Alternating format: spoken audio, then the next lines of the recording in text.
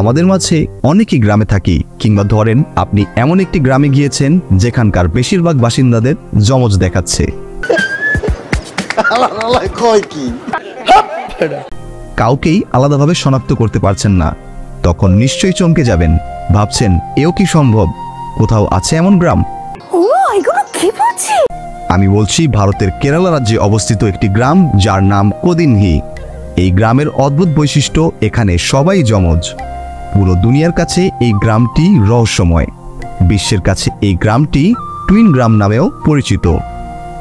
সমগ্র বিশ্বে গড়ে 1000 মানুষে একজন যমজ হওয়ার সম্ভাবনা না থাকলেও 2015 সালের একটি গবেষণায় জানা গেছে যে এই গ্রামের 2000 মানুষের মধ্যে 220 জোড়া যমজ রয়েছে।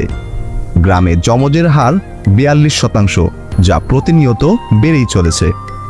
গবেষণায় আরও জানা গেছে ভারতের প্রতি হাজারে যমজের সংখ্যা 9 জন এবং গোটা পৃথিবীতে সেই সংখ্যাটা প্রতি হাজারে 6 জন।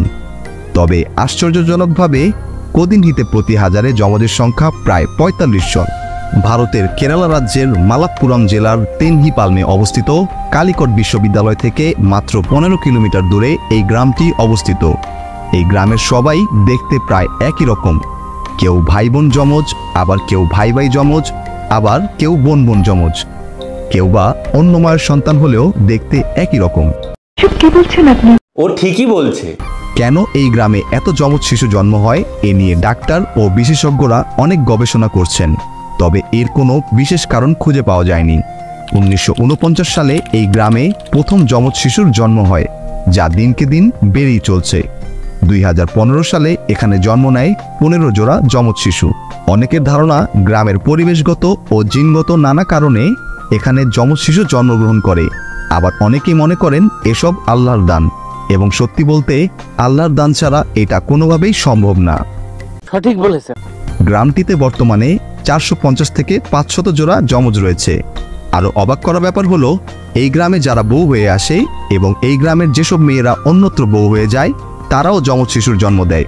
তো সুতরাং আপনি চাইলে সেখান থেকে কাউকে বিয়ে করে নিয়ে আসতে পারেন আপনার ভবিষ্যৎ যমজ শিশুর জন্য।